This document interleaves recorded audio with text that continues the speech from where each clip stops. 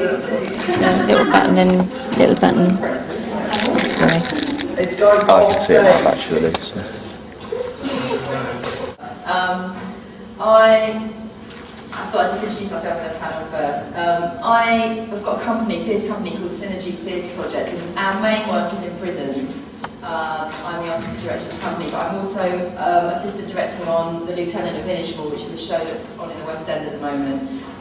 So my perspective today, when I talk about theatre, is from a director's perspective, but I also script read for the Royal Court for their Young Writers programme, so it's kind of influenced by what I've discovered from reading lots of new writing, and so that's kind of where I'm coming from. And this is. Hello, I'm Jason Bonnet, I'm an actor. Hi, I'm Rebecca York, I'm an actor. I'm Sarah Crook, I'm an actor. Hi, I'm John. Sorry, John Lyle, I'm an actor. Okay, basically, I'll just tell you what the aim, what our aims of this session are. I mean, obviously, because it's just a few people, that's quite nice actually, because then we can have more of a discussion about how many writers are there here? 1, 2, couple. Okay. Basically, what I want to do is talk a bit about what I think is happening in British theatre at the moment, and why there's some more sort of redemptive work going on. And then what we're going to do is we're going to look at, we've got quite a lot of scenes to look at, things that people have sent in, as well as some other extracts from new writing. I'm going to talk quite a lot about craft and about what I think makes for good writing. So if any of you feel inspired to go away and write after this, hopefully you'll have a few tools to do so. Now we've been sent quite a few scenes from Greenbelters, and we've had to cut basically some of them. So I hope the writers aren't too offended by that. I will also speak to the writers individually if you want to afterwards to give you some feedback. It's great we've had loads of stuff sent in though, but we have had to cut most scenes just so that we get a flavour of lots of different stuff. Also, what a rehearsed reading is not a performance. It's so that you get the opportunity to hear a sense of the writing really. So it won't be sort of really lots of moving around. It's more to do with just getting a sense of the pieces. Okay, so that's where we're coming from, and then we'll take questions if people have got any later on. Okay. So theatre, I absolutely love theatre. I think it's amazing, and I'd say for me, it's been like a really, really important part of my faith the last few years. I would almost risk saying that it's been more important to me than church has. I just love it. I think it's brilliant. The reason I love it, I love it for lots of reasons. I like it because it engages the mind and the emotions, and it explores meaning. It's a search for meaning, and I think it's a search for meaning is a search for God. I like it as well because it deals with the individual and the collective. You know, you can't do. It's very difficult to do theatre on your own, and I really like that about it. Shakespeare said that theatre holds a mirror up to nature, and it's through theatre that we can look at the world, through metaphor that we can look at the world. I went to a workshop, director's workshop with an actor, and he said, he's not a Christian, but he said he felt that when theatre is at its best, it is the nearest thing you get between man and God. I mean, I don't know if that's true, but it was interesting that he had that take on it, and I think the arts can, you know, because they're beyond language, they can really take you towards God. I think it's the stuff of the soul as well, reaches the soul. Sorry, it's not quite hippie. Okay, the British theatre, what I think is happening in British theatre at the moment is there's a lot of bleak stuff out there, really bleak. Do people here go to the theatre much? Some, yeah. There's a lot of bleak stuff is trendy, and there's not much about big ideas on the British theatre scene at the moment, basically because of money. People write, if you write small dramas with a few characters in it, probably they're going to be about smaller ideas. Also, I think it's to do with individualism. Lots about domestic situations, very narrow worlds. and not much about big ideas at all. Also, the theatre scene is really dominated by the kind of Oxbridge white men, which is fine, and it's one important perspective, but it's not the only perspective. But what's quite exciting that's happening in terms of funding, like arts funding and stuff, is that they're really focusing on access to new audiences. So that means, if you're going to access new audiences, you're going to need voices for those. People are only going to see work that they think connects to them in some way. So there is a search for new voices, for new audience, which means that it's going to have to get broader. So that's good. I think that British theatre, probably partly because of that influence, it really idolises the intellect. And for me, theatre isn't an intellectual art form. It's not just about the head. Of course, it's important to engage the mind, but it's very much about stories and people and their relationships. And, it's all very well being really clever about something, but if the play is boring, it's boring at the end of the day. The audience is not going to like it. But it's very idle. I think there's an imbalance towards the intellect. Philosophically, it's very influenced by 20th century sort of philosophies, and spiritually, very kind of, the word spiritual is used a lot in the theatre scene, but it's very kind of open, wishy-washy, just a word really, definitely not coming from a Christian place. However, there's some great, amazing work out there. The best shows I've seen in the last couple of years are, I saw a play, Arthur Miller is my favourite playwright. I saw All My Sons at the National last year, and it was just unbelievable. It just amazing, just brilliant. And I saw a play this year called Sing Your Heart Out for the Lads, which we're going to show you an extract from. That is about British identity and Black British identity. Amazing, radical piece of work. Brilliant to see it on the National Theatre stage as well. So there's some really God-inspired writing out there and God-inspired work.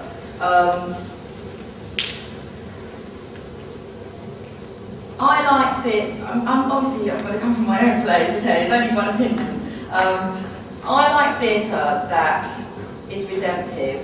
I like theatre that faces the pain of the world, but also has light within it and hope within it. I like a good story. We're going to look at all the specifics really of what I think and what is general consensus on what makes good writing. But theatre, I think, should challenge views of the world. It can subvert sort of things as well. I like to look at the complexities of life and life's ambivalences and raise questions rather than just sort of having one perspective on things. I would really inspire you all to try and write though. I mean, it's really hard. As you break it down, you just think, oh my goodness, it's so hard. But I'd really inspire you to, because it's such a powerful form and it's such a powerful way of communicating sort of a worldview, sort of hidden within the drama. And I was thinking about the prophet Jeremiah, and when Israel was in his time, basically, they were in denial, they're about to be taken over, taken into exile, and Jeremiah gets asked what his opinion on it is. He gets summoned to the king, and what he does, instead of going with political idea and all this stuff, he goes with poetry.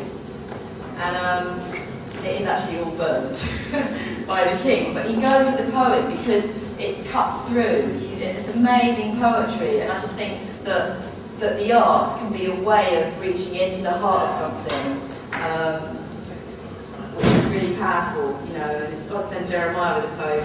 And England needs that voice. It needs hope. Sorry, I'm waffling on. Right. This is just a question which we can discuss at the end. One of the questions I was thinking about this is there such a thing as the Christian arts? But that's kind of a bit of a tangent. But we can discuss it later.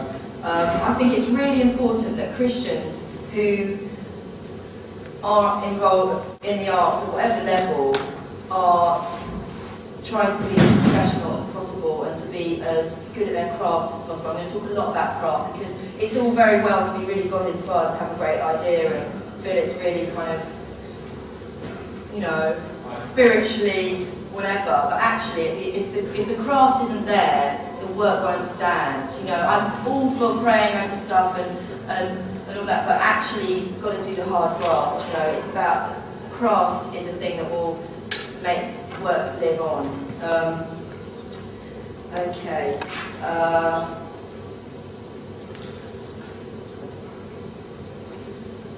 And also, as writers, your faith will it will come through the work anyway. The writer is in the work, so your faith will come in. But actually, just developing craft is just really how it can help, because the rest is sort of subjective.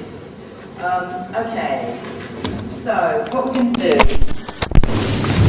Oh, what I hope is even if none of you want to write, I hope you get something out of the scenes and just out of sort of where we're coming from. I'm going to give some general notes on stuff that's been sent in, but I'll do more specifically if people want to talk to me afterwards. It's more for the sort of linking into the things that make for good writing. Okay, so we're going to start with beginnings, okay? The beginning of a play is really important, and a lot of plays start in the wrong place. You've got to catch the audience at the beginning, and Gabriel Garcia Marquez says that, this is about short stories, but he says that the first paragraph sets up style, content, character. It sets up so much. People need to know where we are straight away, what the world of the play is, and just be engaged. Okay, we're going to look at a scene from a play by Carol Churchill called Far Away. Now, she is someone who I think her worldview is not exactly God-inspired. It's a very bleak play. It's her last play called Far Away. And we're in a world... Whoops, just dropped my flyers or something. We're in a world where everything is unsafe, totally unsafe, and... I'll just show you the beginning, just see what you get from it.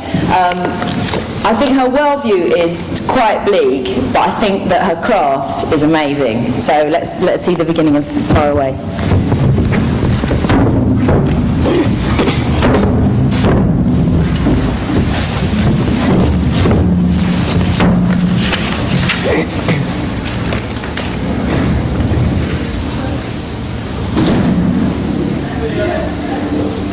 I can't sleep. It's the strange bed. No, I like different places. Are you cold? Nope. Do you want a drink? I think I am cold. That's easy enough then. There's extra blankets in the cupboard.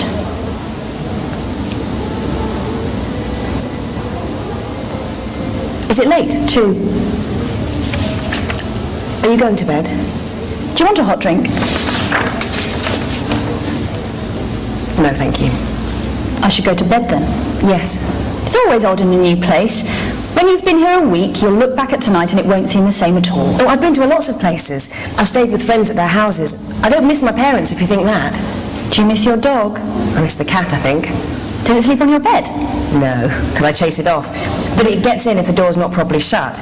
You think you've shut the door, but it hasn't caught, and then she pushes it open in the night. Come here a minute. You're shivering. Are you hot? No, I'm all right. You're overtired. Go to bed. I'm going to bed myself.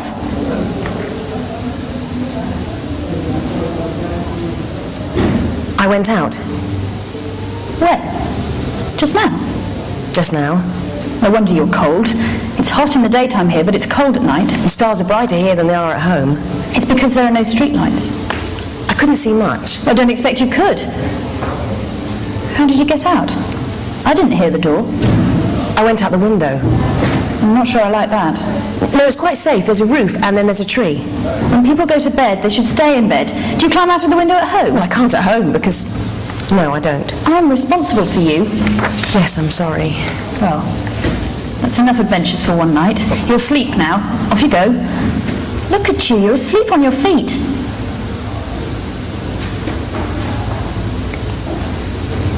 There was a reason. For going out? I heard a noise. An owl? A shriek. Oh, well, an owl then. There are all sorts of birds here. You might see a golden oriole. People come here specially to watch birds, and we sometimes make tea or coffee or sell bottles of water, because there's no cafe and people don't expect that and they get thirsty. You'll see in the morning what a beautiful place it is. It was more like a person screaming. Well, it is like a person screaming when you hear an owl. It was a person screaming. Poor girl. What a fright you must have had, imagining you heard somebody screaming. You should have come straight down here to me. I wanted to see. It was dark. Yes, but I did see. Now, what do you imagine you saw in the dark? I saw my uncle. Well, yes, I expect you did. He likes a breath of air. He wasn't screaming, I hope. No. That's all right, then. Did you talk to him? I expect you were frightened he'd say, "What are you doing out of your bed so late?" I stayed in the tree. He didn't see you? No. He'll be surprised, won't he? He'll laugh when he hears you're up in the tree. He'll be cross, but he doesn't mean it. He'll think it's a good joke. It's the sort of thing he did when he was a boy. So bed now. I'll go up too. He was pushing someone. He was bundling someone into a shed. He must have been putting a big sack in the shed. He works too late. I'm not sure if it was a woman. It could have been a young man. Well, I have to tell you, when you've been married as long as I have, there are things people get up to. It's natural. It's nothing bad. That's just friends of his. Your uncle was having a little party with. Was it a party? Just a little party. Yes, because there wasn't just that one person. No, there'd be a few of his friends. There was a lorry. Yes, I expect there was. When I put my ear against the side of the lorry, I heard crying inside. How could you do that from up in the tree? I got down from the tree. I went to the lorry after I looked in the window of the shed. There might be things that are not your business when you're a visitor in someone else's house. Yes, I'd rather not have seen. I'm sorry. Nobody saw you? They were thinking about themselves. I think it's lucky nobody saw you. If there's a party, why was there so much blood? There isn't any blood. Yes. Where? On the ground.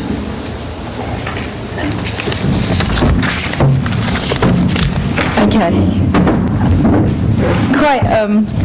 It's got a very strong atmosphere, the beginning of that. And also, why I think it's strong is that all the way through that scene you're getting more and more information. It also draws the audience in. I mean, I don't know if you agree. It's quite sinister, but you're getting more. You've got these two characters. You know it's an unsafe world, and then we're finding more. Okay, there was some body. She's been out in the tree. Blah blah blah. The uncle's involved. Do we trust the aunt? Sorry, I should have told you that's the auntie and the niece. Do we trust her? And then we get to this thing about blood on the ground, and it's moving forward all the time. But it's got what's called subtext, so there's lots of stuff going on beneath the surface of the text, which we're thinking, oh, what's that, you know? It draws you in and it raises lots of questions. Okay, so that's the beginning of Far Away. There's a Samuel Beckett play called Endgame, and the opening line is brilliant. It is finished.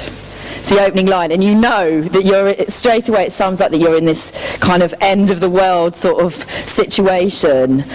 Very strong beginnings are important. Okay, right, so that's beginnings.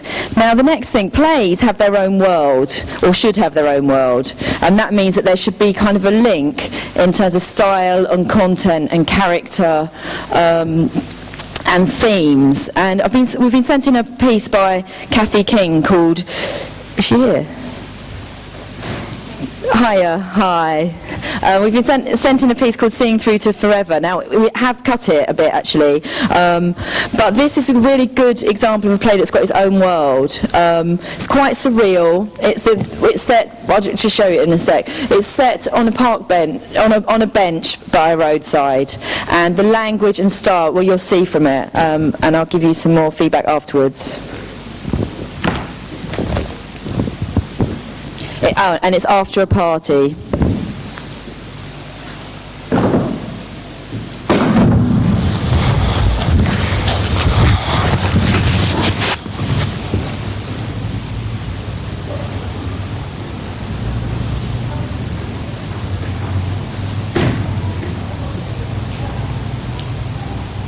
It cannot be denied. The times that people fail to see the light. To see the light. Do you hear me, right? Well, so what? So what? So what? What about that barroom brawl last night? We've always been friends. That barroom brawl last night cost you. You say we've always been friends. It matters not what you say. And who's God the Father anyways? Drink, drink, drink to be merry. So merry we was. So merry we got lost down some road. What was the name of that? Vintage something? Babel. Brook Road. Babylonica. I think it was Babylonica. Babylonsica. No, that's right. That's not right. Babylonia. A bit more Italian sounding. Babylonia. Definitely vintage. Definitely vintage. Well, we're doing our best to get home. This is a hell of a winding road. Takes ages this way. Could have told them the other route, but no one takes that one no more. It all looks too easy. Just do right and you get there. Grass has grown up over that one though. But he's gone to sleep, I might as well continue. Talking to myself is such a habit these days. Can't get anyone to listen. Oh, the angry earth, oh, we do make our mother angry. She carries us, she does, turning relentlessly, turning every day and every night, loaded with all that we do. It's amazing that such a loving thing can carry so much sin and not sigh or die or moan. Did I say moan?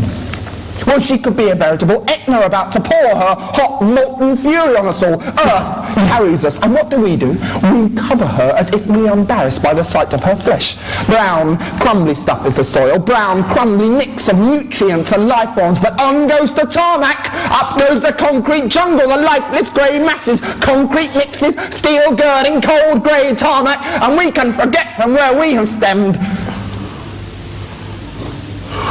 Gone ashen. You're right. Just feeling a bit queasy. Has anyone got a glass of water? Has anyone got a glass of water? You see, we're all in this one together. Water. Very reviving. Only not so reviving when it's in a flood. Damn nuisance, all this climactic change gets very depressing for all the farmers. As if they haven't got enough to worry about foot and mouth, and down comes the rain, but an itsy bitsy too much of it. Poison fumes and cars to blame, and an industrial chimney or two. I wonder how many aerosols we have to destroy to get the balance back, to get it right, and so forth. Too much time's gone past. Seems such a shame. Chernobyl used to be such a sweet town, and such a sweet, lovely people lived there. Some still do. And they drink from her wells, yes, they do. Only the water ain't so sweet today. The water ain't so sweet, because it's full of such fizz. Such fizz, and the water looks just like this, the big sea. Cunt. Lowers the threshold of resilience, this doesn't. Tell it to your doctor why you get those lumps, madam. Tell it to your doctor why you get diarrhea. Hope they find a cure sometime soon. Boom! Boom! So there we are, huddled in the front living room. Wife, kids, crouched on all fours. Yes, ma'am, on all fours. And there's no protection, no, sir. The buildings on the hill have melted like icing sugar. There was a white light, a white flash, and then nothing was left. Kaboom! Vesuvius! Krakatoa! Etna! Oh, Pompeii! Revisited, not brideshead. Plenty of time to be toffs, though, left. Plenty of time, like the Titanic. Hey, keep on drinking the champagne. Might go off, and that would be a shame. The president is off to his golfing game. Golfing. Off. Off with their heads. Chip, chop, chip, chop. Off, off, off, off. Only he's chopped a few heads off himself, metaphorically speaking. Or burn them on the electrical stake. Sizzle and fry in 30 seconds or so. Barbecue weather this time of The year. misfortune of our time is they're so civilised about the way we die. All stand in a line, form an orderly queue, wait your turn, and don't worry about turning blue while you wait. Pity there's no emergency exit button from this universe. Still, there's plenty of the old, vintage, did you say? Babylonia. Babylon Seeker. Steel girding, concrete turning, massive oil slicks, slick, bubbling brooks of fire. Angry, isn't she?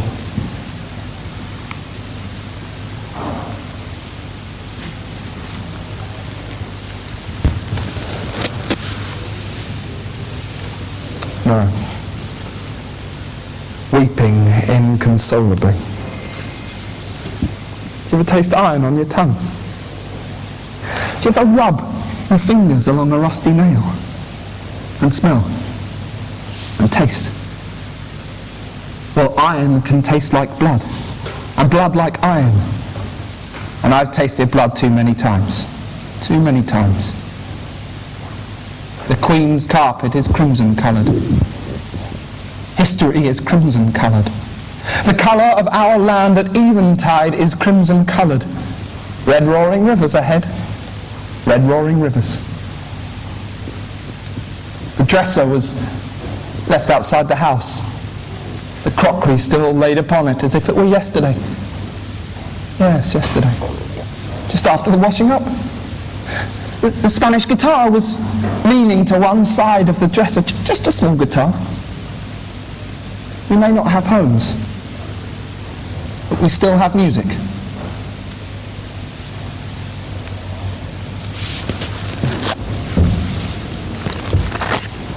Make way. Make way. Across a field of grey. Lake's frozen over. We'll have to skate.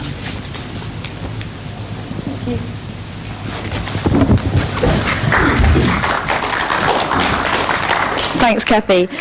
So it's got its very own kind of surreal world, and it's got a language that goes with that, which is really strong in that piece. If I was going to develop it, what I would suggest, or what I'd suggest to the writer, would be to develop the relationship between the two characters, and also to kind of go for sort of more different voices between the two characters as well.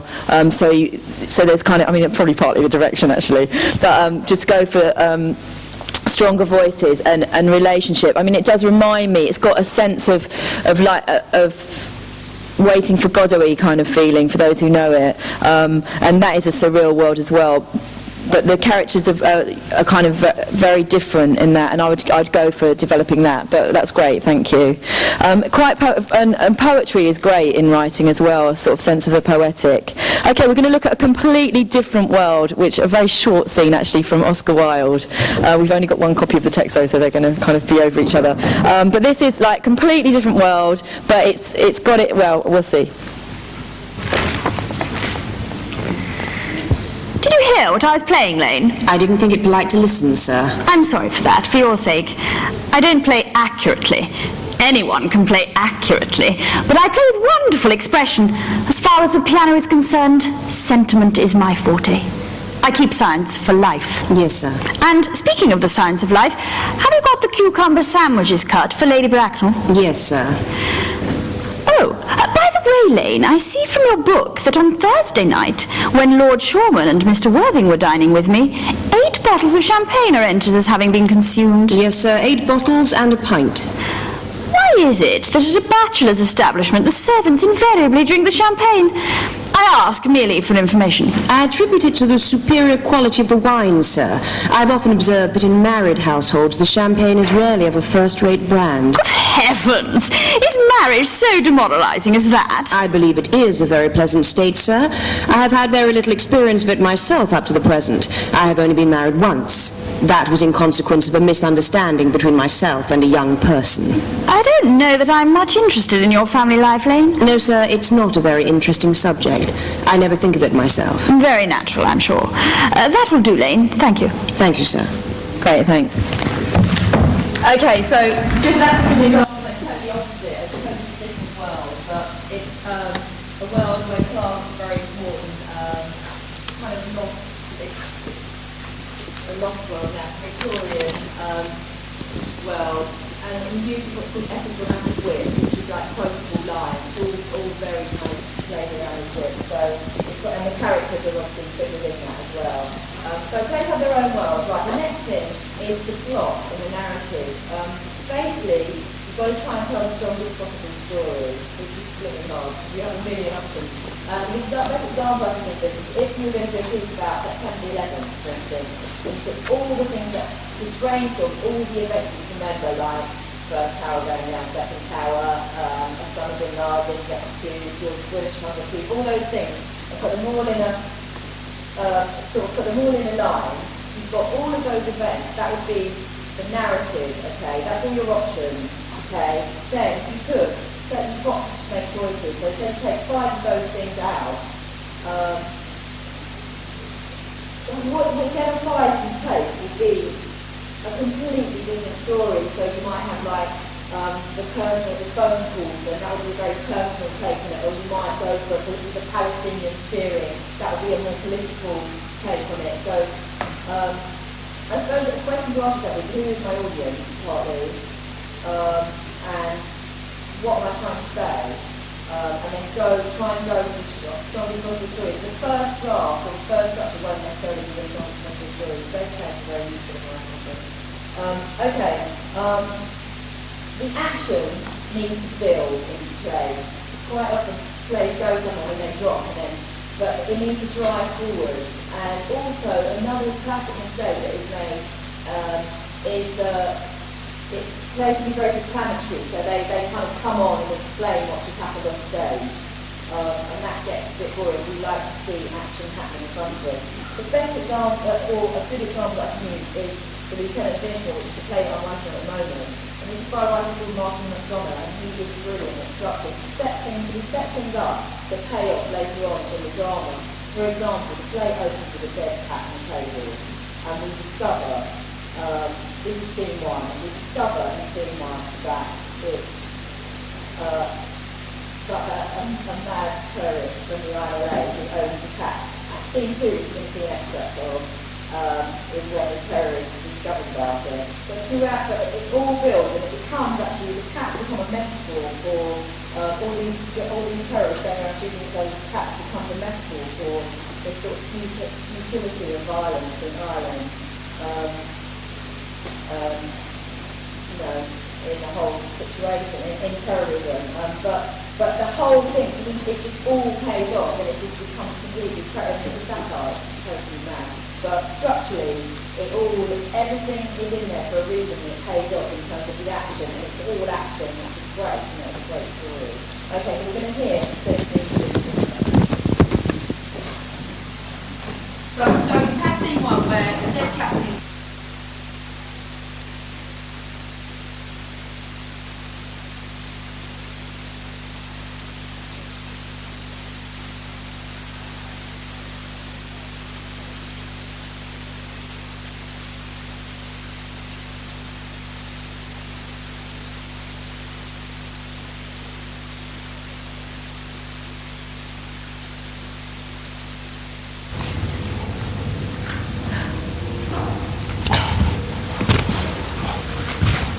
is phone rings and then... Hello, Dad. You bastard. How are you? It's my dad. I'm grand indeed, Dad, grand. How is all in Innismore? Good on. I'm at work at the moment, Dad. Was it important now? I'm torturing one of them fellas pushes drugs on wee kids, but I can't see too much over the phone, like. They are terrible men. And it's like they don't even know they are. When they know well, they think they're doing the world a favour now. You know, I haven't been up to much else, really. I put bombs in a couple of chip shops, but they didn't go off. Because chip shops aren't as well guarded as army barracks, do I need your advice on planting bombs? I was pissed off anyways. The fellow who makes our bombs, he's fucking useless. Yeah, I think he does drink. Either they go off before they're ready or they don't go off at all. One thing about the IRA anyways, as much as I hate the bastards, you gotta hand it to them. They know how to make a decent bomb. Sure, why would the IRA be selling us their bombs? They need them themselves, sure. Those bastards that charge the earth anyways. I tell you, I'm getting pissed off with the whole thing. I've been thinking of forming a splinter group.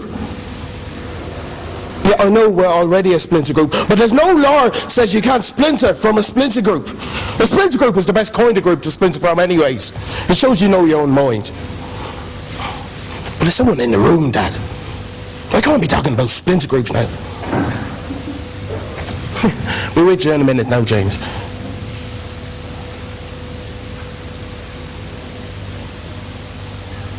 Hey. What about wee Thomas? Poorly. How poorly? Have you brought him to the doctor? How long has he been off his food? And why didn't you tell me when you started? Oh, he's not too bad. Either he's poorly or he's not too bad now, Dad. He's either one or the second over. There's a major difference now between not too bad and second poorly. He cannot be two at second once. And you wouldn't be killing me at all if he was not too bad now. What have you done to wee Thomas? You fucking bastard! Put wee Thomas on the phone! Oh, he's sleeping. Well, put a blanket on him and be stroking and stroking him and get a second opinion from the doctor, and don't be talking too loud near him. And I'll be home the first fucking boat in the fucking morning. Are you figure, yeah? All right, throws the phone down and smashes it and shoots it 4 times. Thank you.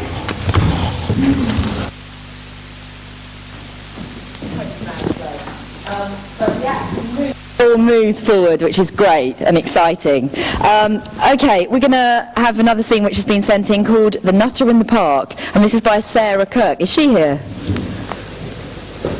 Hiding at the back. Hiya. This is, well, we'll see the scene then, I'll comment on it. This is lots of action.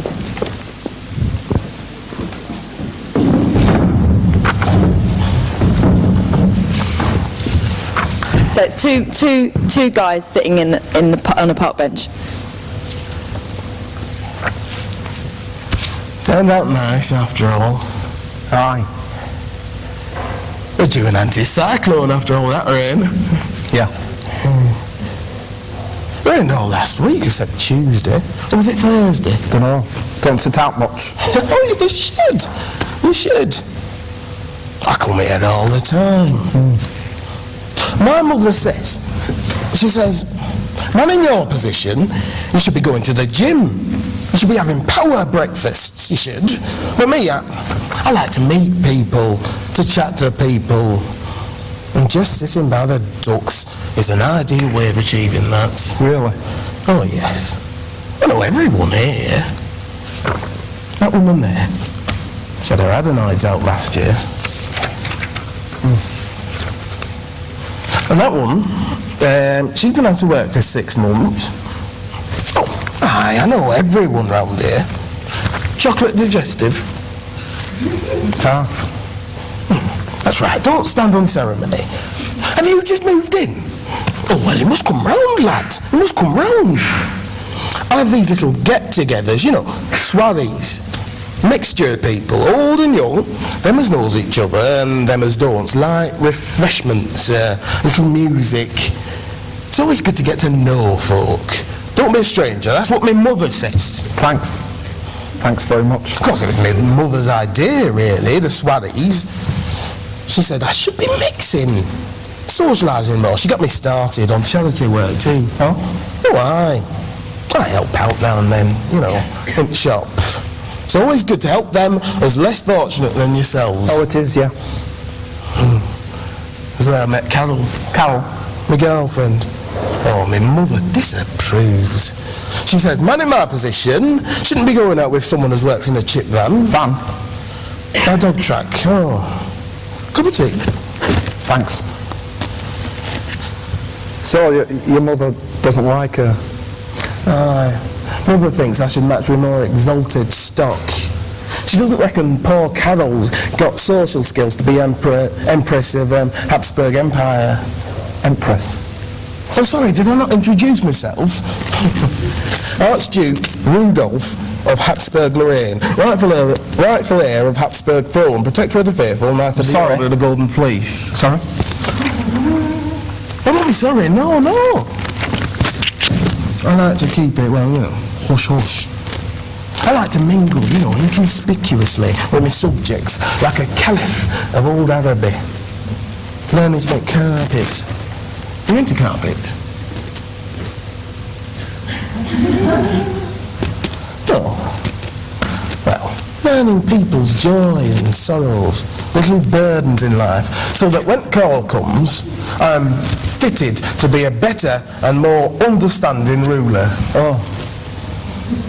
But for that, as King Edward VIII said, I shall need the help and support of the woman I love.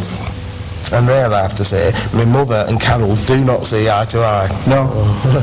I said to my mother, Mother, I said, there's a lot to be said for matching with more common stock. I mean, a lot of these old aristocratic families are very inbred. I mean, diseases and all sorts. Of course we could have a morgantic marriage, but when I suggested that to Carol, she didn't give me any scrunchy bits for a week. Morgan who? Then there's a religion side to think on. The Holy Roman Empire is just that, a Holy Roman Empire. Carol is not a Roman Catholic. Neither am I, come to think of it. Oh. It's a terrible thing, conflict between the inner man and the outward responsibilities. Kevin Spacey's well. They remind me of home. Thanks, but I really have to go. No, you shouldn't go. We're just getting to know one another. I've got some ginger nuts here somewhere. Perhaps you like one of those. That's very kind of you, but I really should go. No, sit down. You've not told me about yourself. Have you got any royal connections? Because I've got an unmarried 12-year-old niece, if you're interested. Will you leave me alone, please? Hey, there's no need to get married. Look, it's all in your head. You're making it up, living a fantasy life. You're not really an Habsburg. You're not really an anybody. You're a sad, middle-aged man who sits on a park bench all day, drinking out of a thermos. You're not a prince. You're not a king. No, I'm an archduke. There's no Habsburg Empire anymore. Is this man bothering you, sir? Yes. Oh, no.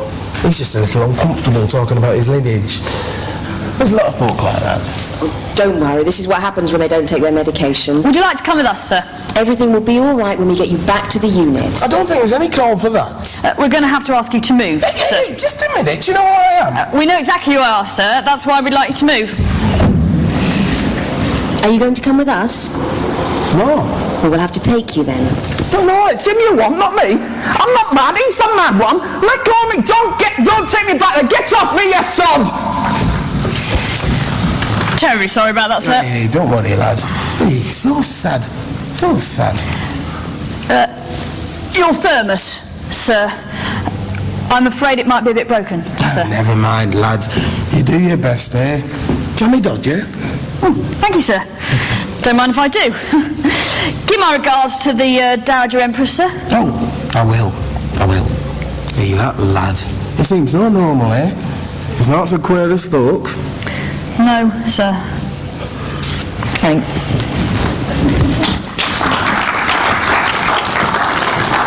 Okay, I mean, that's really, it's a sketch because it stands in its own right and it's self-contained. And what's really good about it is it unravels, and also it's got a twist at the end, so it's subverting the way things are seen in the text. That's great. Okay, we've got another one that's been sent in called Tables at a Restaurant by Susan Elvidge. Is she here?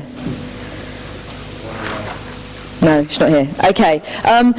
We're just going to do like the first sections, the first couple of acts of this. I mean, acts is like they're scenes really. The first scenes, and basically it's set in a restaurant.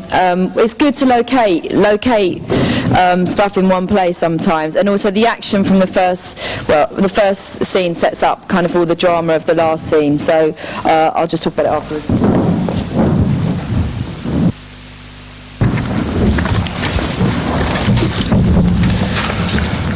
Well, happy birthday. Thanks. How did you know? Well, I have to confess that I checked up with Debbie. I needed an excuse to ask you out. You didn't need an excuse. We've known each other too long. How do you know about this place anyway? It's right in the neck end of nowhere. I found it one night when I was dropping off a delivery. It's a bit off the beaten track, but I've been back a few times since. Oh, so you bring all the girls here then? Oh yeah, right. I'm here all night, every night with my female conquests. Actually, the last time I was here was with my mother. If I could finish saying what I was about to say before you so rudely interrupted me. Oh, sure, do go ahead. I'll be quiet. Yeah. It's actually one of those places that you start to see the same faces again and again. And the head waiter, the tall, dark-haired guy over there, he started to recognise me now and always puts me in the table here by the window. Yeah, it's in a cool spot for people watching. Just look at that guy over there. You mean the one with the girl? He must be twice her age. Or maybe he's her father. Oh, you don't look at your daughter like that. He obviously fancies his chances. You can smell his aftershave from here. I think the grilled trout sounds rather good tonight, don't you? Shall we have that with vegetables and fried potatoes? I think that's a good choice. I'm not sure I like what the head is left, and I'm not feeling so... Nonsense! Fish is good for you. We've got to feed you up, haven't we? Can't have you wasting away. People will talk in the office. And we can't have people talking in the office. No. I mean, have they? Well, they shouldn't. No, don't be so silly. There's nothing for them to talk about. By the way, I saw this beautiful dress in the shops yesterday. It would be perfect for you. It's really a bright red. So much better than all the gloomy stuff you wear. And it would really show off your beautiful shape. Mr. Jones, I'm sorry, John, you shouldn't say things like that. It's not right, Mr. Jones. Alice, you don't understand. I have explained to you about me and Mrs. Jones. Listen. We're over. I can't believe what he's going to say. He's going to tell that poor girl that his wife doesn't understand him. Stop listening to other people's conversation and choose your food. I'm starving. Right, keep your knickers on, but you'll see. Just keep listening. We are over. We're only staying together, living together for the sake of Justin. He's only 15, doing his GCSEs. We can't break up the house now. But Mary and I sleep in separate rooms, virtually live in separate parts of the house. We never see each other really. As soon as Justin's exams are over, we'll go our separate ways. I need someone special. I need someone to help me. I've been so sad, so hurt.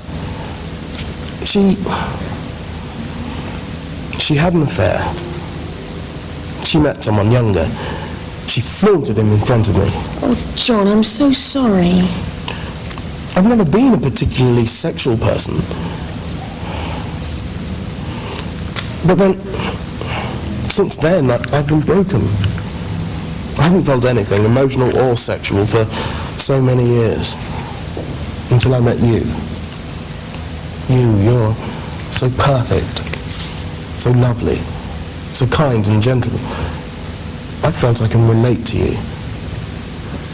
Perhaps you might be able to save me from myself. Since the agency sent me to work for you, I felt this bond, this something between us. I've always felt that you had a hidden sadness, a hidden hurt. I wanted to help you. I wanted to be your friend, someone you can turn to. Perhaps it was... Alice, I hope we can be a little more than friends. Your order, madam? Sir? We'll both have the trout with vegetables and fried potatoes. But just in the minute. The lady will have a gin and tonic while we wait. Then she'll have a Chardonnay with the meal. I'll have whiskey on the rocks. What single malts do you have? Oh, we have Lafroig, sir, but that might be a little overpowering. Just get it!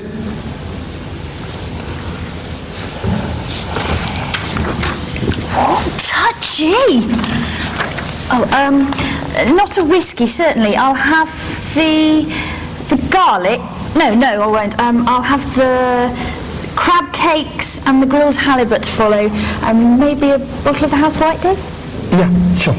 I'd like the avocado salad and the spinach ravioli. Can we have some more bread, too? John, how do you do that? I get so scared of waiters. I always think they're laughing at me, and anyone would think you're trying to get me drunk. Just remember, they're working for you. You're paying their wages. And it's only a little drink. It's all just for show, really. And I wouldn't try to get you drunk on purpose.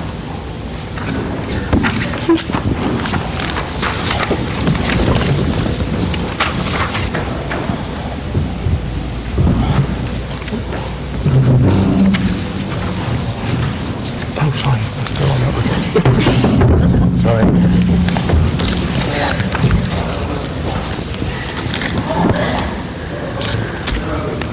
I hope you've had a good time. It's all gone so quickly. Such a shame. It has broken up my week. Justin and my wife are away and the house is so empty, so lonely. Not that I really feel part of it when they are there. Oh, it must be so hard for you, not feeling at home in your own house. Your lemon sorbet, madam, and your Cointreau. Sir, your chocolate mousse, and another Lafroig. They both shut me out. But when I'm alone, I just seem to brood on it. I don't sleep well. I'll be awake for hours tonight, I know it. Unless you would mind coming back with me and keeping me company just for an hour or so. It's only 9 and the nights are so long.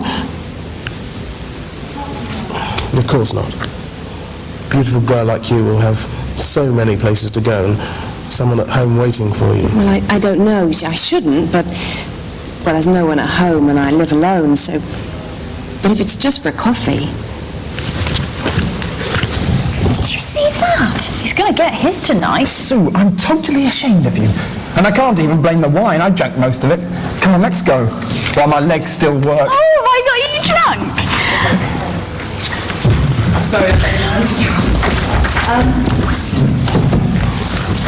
If I was to develop this piece of writing, I would develop character basically, because there's a lot of sexual stereotypes in this, and you can play with that for comedy, but I think I would develop character to try and layer the piece further. There is lots of action in the last scene, but we couldn't do it because there's too many characters. Okay, so basically plot needs to move forwards. So I hope you're right, there's loads of scenes, just, you know, just if you need to go, that's fine. Okay, so plot needs to go forward, and just what I said about character. Character is really, really important, and I think, well, it's quite interesting, sort of, reading a lot of writing, people can be quite judgmental about character, or sort of take a moral, sort of, like to have characters from one place, but I think that if theatre's going to open up questions, you need characters that have got different perspectives on things, and it's actually, a lot of the things that I find bad in theatre is what I find quite difficult about the church, like allowing for questions and not being too preachy and all that kind of stuff, because people are, your audience isn't stupid basically, and nor are people. I know they are people, but okay, so character, going for character, I think the writer needs to be quite open and non-judgmental and allow different opinions, and you need different voices in scenes, and it's really good to put character in a situation where they come into conflict with themselves, because that's where we kind of wrestle with life's big themes and sort of moral issues. And life is about relationship, and so is theatre. And there's been a real trend in monologues in the theatre. I went to Edinburgh Festival last year, and there were so many monologues. I personally have a real problem with them. I know that you can get brilliant monologues, but I think it's very, very difficult. And relationship is more interesting for me on the stage. And we're going to see a scene now from what was one of my favourite pieces of theatre last year, a play called Jitney, which is written by August Wilson, who's an American writer, black writer. And it's set in a cab station in the 70s, and basically the section we're going to see is the father called Becker, who's playing Becker? John is playing. He's black American, and Booster, who Jason's going to be playing, is the son. Now, he went to prison about 20 years ago. He was accused of raping a white girl. It wasn't true. He got out on bail, and because he was so angry, he shot her, so he did time for murder. And the father is really angry with him. Also, when he went to court, the mother died, so there's lots of bitterness and blame towards each other, but they're very similar to each other. So we're just going to see the scene where they re-meet 20 years later. And also, the father hasn't visited the son at all.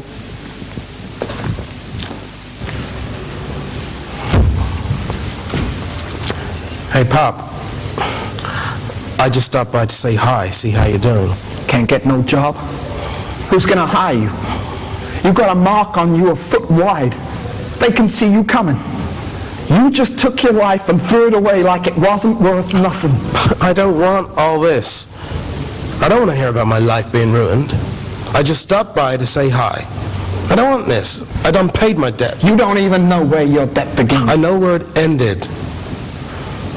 It ended after I did them 20 years. I don't owe nobody nothing. They tried to give me that parole 5 years ago, and I turned it down because I didn't want to owe nobody nothing. I didn't want nobody looking after me, telling me what to do, asking me questions about my life. I walk in here to say hi, and you start telling me how my life is ruined, how I'm never going to get a job. I don't want that, Pop. I'm a grown man. I'm 39 years old. I'm young. I'm healthy. I ain't got no complaints, and I don't carry no grudges.